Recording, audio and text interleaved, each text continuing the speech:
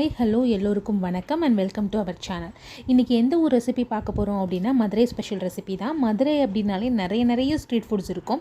அதுலேயும் எக்ஸ்பெஷலி பன் பரோட்டா, ஜிகர்தண்டா இந்த மாதிரி ஸ்ட்ரீட் ஃபுட்ஸ் இருக்கிற இடத்துல ட்ரெடிஷ்னலான சில ஃபுட்ஸும் இருக்குது.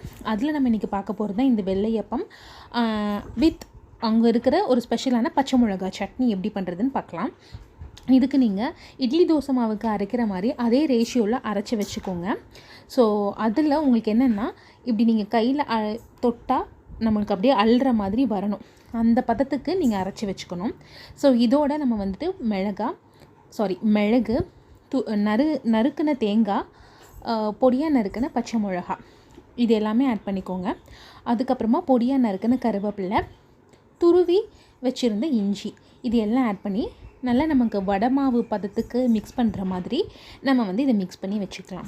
ஸோ இந்த அப்பத்தை பொறுத்த வரைக்கும் நீங்கள் இதை சாப்பிடும்போது அந்த நறுக்கின தேங்காய், இஞ்சி, மிளகு அது எல்லாமே உங்களுக்கு வாயில் கடிப்படும். ஸோ அதோடய டேஸ்ட் அப்படி தெரியும் உங்களுக்கு. அதனால இந்த இன்க்ரீடியன்ஸ்லாம் நம்ம ஆட் பண்ணிக்கிறோம். ஸோ ஒன்ஸ் இதை ரெடி ஆனதுக்கப்புறமா நம்ம அடுப்பில் எண்ணெய் வச்சு நம்ம வடை மாதிரி தட்டி போடாமல் at the same time bonda மாதிரியும் இல்லாமல் அள்ளி வைக்கிற மாதிரி நம்ம வச்சுக்கணும். ஸோ இது என்ன அப்படின்னு பார்த்தீங்கன்னா தண்ணி தான் இதில் ரொம்ப இம்பார்ட்டண்ட். நீங்கள் தண்ணி சேர்க்கவே கூடாது அரைக்கும் போது. ஸோ தண்ணி சேர்க்காமல், தண்ணியை தொட்டு போடாமல், இப்போ வடை அப்படின்னா ஒரு பக்கம் தண்ணி வச்சு தான் நம்ம தொட்டு போடுவோம். ஸோ தண்ணியும் தொட்டு போடாமல் இதை நம்ம பண்ணணும். ஸோ அந்த ஹோட்டலில் பார்த்தீங்க அப்படின்னா சாமானியர்கள் அன்றாடம் வேலைக்கு போகிறவங்கெல்லாம் வேலைக்கு போயிட்டு அங்கே அப்படி இப்படி சாப்பிட்றத நான் பார்த்துருக்கேன். ஸோ அந்த ரெசிபி நம்ம ட்ரை பண்ணுவோமே அப்படிங்கிறது தான்.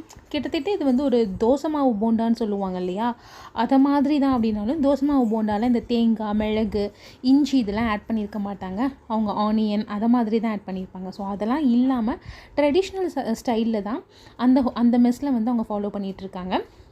அதுவும் இல்லாமல் ஸோ இது நம்ம ரெடி ஆகிட்டுருக்கு. அதை திருப்பிடலாம். நல்ல கோல்டன் ப்ரௌனிஷில் வெந்த உடனேயே நம்ம எடுத்துடலாம். நெக்ஸ்ட்டு அவங்க செய்யக்கூடிய ஸ்பெஷலான இந்த பச்சை மிளகாய் சட்னி. அதுக்கு கடாயில் நீங்கள் எண்ணெய் ஊற்றி ஒரு ஆனியன், அதுக்கப்புறமா கருவேப்பிலை, ஒரு துண்டு இஞ்சி, பச்சை மிளகா, தேங்காய் இது எல்லாமே போட்டு நல்லா வதக்கிக்கோங்க. ஸோ பச்சை மிளகா இங்கே ரொம்ப காரமாக இருக்கிற மிளகாய் நான் ஆட் பண்ணியிருக்கேன். அதனால நான் 3 ஆட் பண்ணியிருக்கேன். நீங்கள் ஒரு வெங்காயத்துக்கு 5 பச்சை மிளகா ஆட் பண்ணிக்கோங்க. ஸோ அப்போ தான் அது நல்ல ஸ்பைஸியாக இருக்கும் உங்களுக்கு. அதில் அந்த மெஸ்ஸில் பார்த்தீங்க அப்படின்னா உங்களுக்கு அந்த வெள்ளையப்பத்தோட இந்த பச்சை மிளகா சட்னி வித் தேங்காய் சட்னி ரெண்டுமே கொடுப்பாங்க.